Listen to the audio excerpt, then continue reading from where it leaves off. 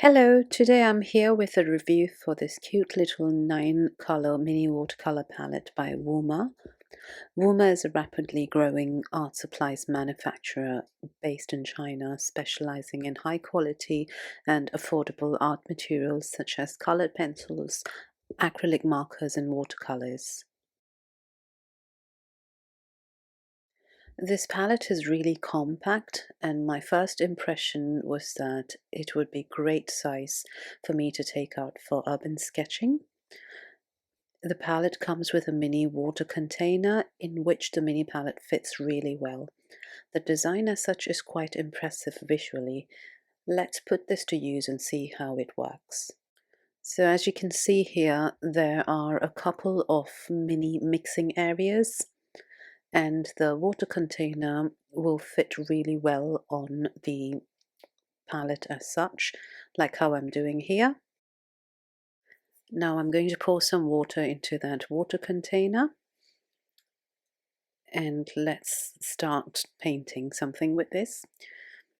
So first up, I'm going to start swatching and trying out these colors using the card that is given along with this palette. So I'm going to wet all the colors first. So the colors that are included in this palette are permanent red, oriental orange, yellow light, cobalt blue, lilac purple, quinacridone rose, Payne's grey, phthalo-cyanin green, and ultramarine. These colors are really beautiful, really saturated and rich, and they are not very chalky, as you can see in most craft watercolors. So I can say that these watercolors are quite high quality. So one thing that I noticed is that it has to be handheld, especially with the water container fitted onto the palette. If you don't want that, you would have to take it off and leave it on the table or any surface that you're working on. The downside to that is that the water container standing on its own is not stable, and I did have my water container tip over several times to create a puddle on my table. So if I'm working from my studio, I would go with a more stable water jar that would not tip over, as that just creates a distraction to my creative time. However, this water container clipped onto the palette works really well, and it works really well with the design of the palette as well. Anyway, let's start swatching some of these colors onto my favorite watercolor paper. It is always a good idea to test out the new watercolors onto the watercolor paper that you normally work on.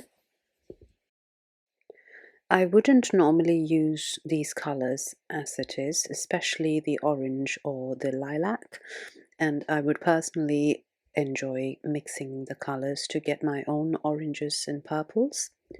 So I'm just going to try that out and see how different it is from the ready-made orange that is here.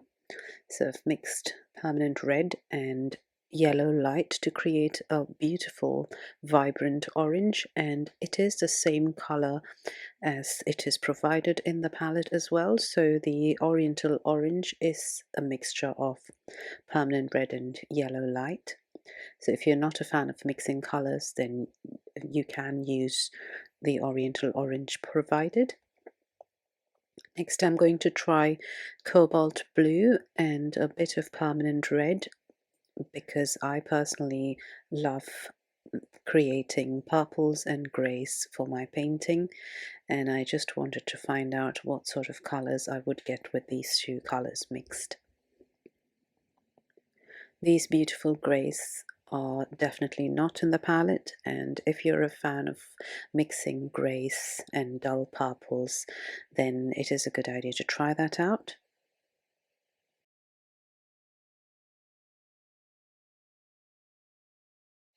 Next, I'm going to try quinacridone rose and cobalt blue.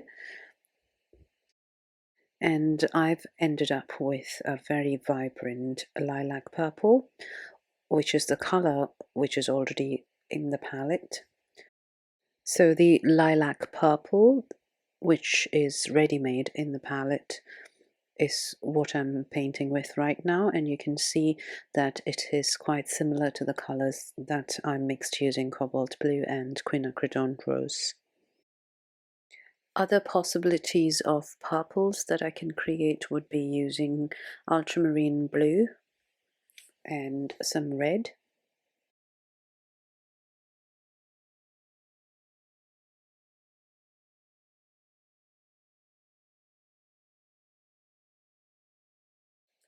I also love the gorgeous purple that has been created by ultramarine blue and quinacridone red. Now let's try the Payne's Grey. I am a big fan of Payne's Grey, mainly because of the granulating quality as well as the slight bluish tint that you get with Payne's Grey. I'm not sure if that's the sort of Payne's Grey I have here. However, it creates a beautiful grey with ultramarine blue,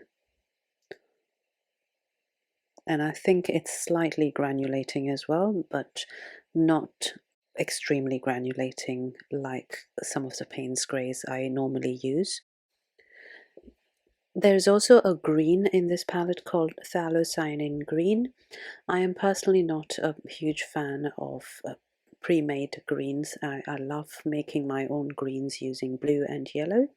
So the first green that I want to make is cobalt blue and yellow light, and this is the outcome with a very bright green. I personally enjoy creating these greens for my painting, and they are definitely more natural looking than the pre-made greens in most palettes, including this one. Next up, I'd like to try yellow light and ultramarine blue. I do get a more muted, more warm shade of green here, and the amount of blue and yellow can be varied to create the type of green that I need. I can also mute it down with a little bit of red if I need to. I can also make some green using Payne's Grey. So I'm going to mix Payne's Grey and yellow. Usually they create gorgeous greens. I'm going to see how that works here with the Payne's Grey and the yellow I have here in this palette. So I can see I have come up with this gorgeous deep green or green gold, kind of a green gold, and I'm quite impressed with the greens that I have been able to make with these colors. I can also tone it down slightly with a bit of orange.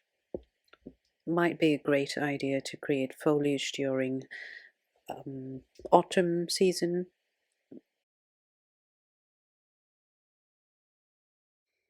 So here are all the gorgeous colors that I've mixed using this palette. I really enjoyed mixing colors using these vibrant colors, and I think I am ready to start using it in one of my sketches. So this is one of my sketches that I had done a few days ago while sitting in a cafe, and I'm going to see if I can pretend to be outside. So the palette is going to be handheld. Most of the time I would be sitting on a bench or in a cafe with very little space to work around. So I do love the fact that I can hold my little palette in my hand while working. And just like how I would be painting outside, it is going to be a very quick wash over this sketch that I had done before. So I'm starting off by wetting the paper and beginning to use all the colors here on the palette. As I said before, I love mixing colors, and I hardly ever use colors that are fresh out of a palette, except for a few blues or reds. I always mix the other colors.